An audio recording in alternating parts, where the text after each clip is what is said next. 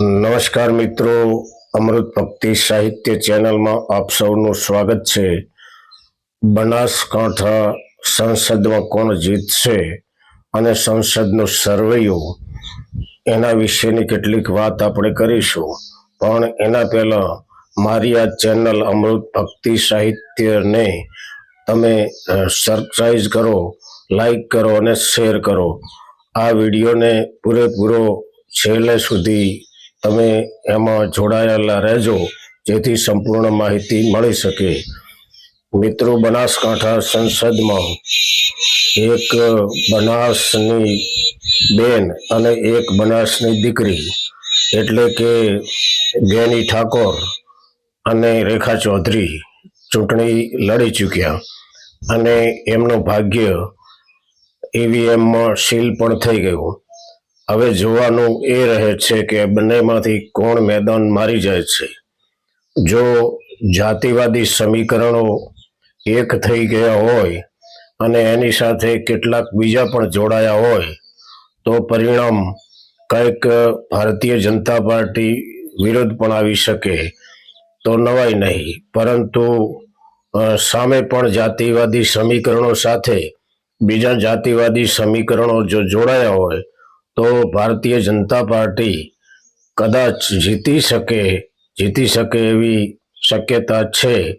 કારણ કે આજે સર્વેયું જોતા લગભગ એવું લાગે છે કે કેટલાક લોકો ગેની ઠાકોર કોંગ્રેસમાંથી જીતશે એવી વાતો કરે છે, તો કેટલાક લોકો એવી વાતો કરે છે કે રેખા ચૌધરી મેદાન મારી જશે અને એ પણ 1 લાખથી ઉપર અને 1.5 લાખથી અંદર વોટથી જીતશે એવી વાતો ચર્ચાને ચકડોળે થઈ રહી છે.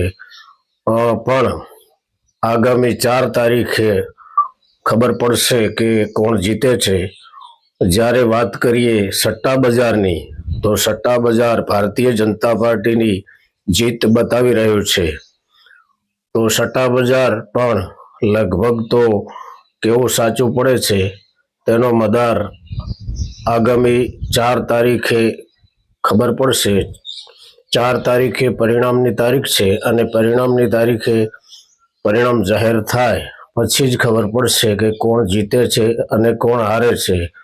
મિત્રો, જાતિવાદી સમીકરણો સાથે સાથે આજે બનાસકાંઠાની અંદર જોવા મળ્યું કે જાતિવાદ શું હોય છે. જાતિવાદ સાથે સાથે લોકો એટલા બધા કટ્ટર જાતિવાદ સાથે થઈ ગયા છે કે રાષ્ટ્રવાદને નેવે મૂકી આજે પોતપોતાના પક્ષે પોતાના ઉમેદવાર, પોતાની જાતિનો ઉમેદવાર એ રીતે વર્તન કરી રહ્યા હોય ત્યારે હવે જોવાનું એ રહે છે કે જાતિવાદી સમીકરણો સાથે સાથે ઇતર સમાજ યાને કે ઇતર સમાજમાં જે જ્ઞાતિઓ આવે છે એ જ્ઞાતિઓનો શું રોલ રહે છે તેના ઉપર મદાર રહે છે. જો એ જ્ઞાતિઓનો રોલ રેખા ચૌધરી ભારતીય જનતા પાર્ટી સાથે રહે છે તો માની શકાય કે ભારતીય જનતા પાર્ટીના એ બનાસની દીકરી કહેવાતા બેન જીતી શકે અને એ પણ મોટા માર્જિનથી જીતે એવી શક્યતા છે. પરંતુ એ ઇતર સમાજમાંથી જો એકાદ કોમ, મોટી કોમ, જેમ કહેવાય કે રબારી સમાજ પાસે આજે ભારતીય જનતા પાર્ટીએ 2 નેતાઓને મોટા કર્યા છે, જેમ કે બાબુભાઈ દેસાઈ અને ગોવાભાઈ દેસાઈ. બંને નેતાઓને ભારતીય જનતા પાર્ટીએ મોટો સરપાવ આપ્યો છે અને એમનું રબારી સમાજ માની અને ભારતીય જનતા પાર્ટીને વોટ આપશે તો જરૂરથી ભારતીય જનતા પાર્ટી મોટા માર્જિનથી જીતી શકે એવી શક્યતા પણ બની શકે છે. મિત્રો, વાત કરીએ અન્ય સમાજની, તો અન્ય સમાજ જો પણ ભારતીય જનતા પાર્ટી સાથે રહે અથવા તો કોંગ્રેસ સાથે રહે તો કોંગ્રેસ મેદાન મારી જાય તો નવાય નહીં.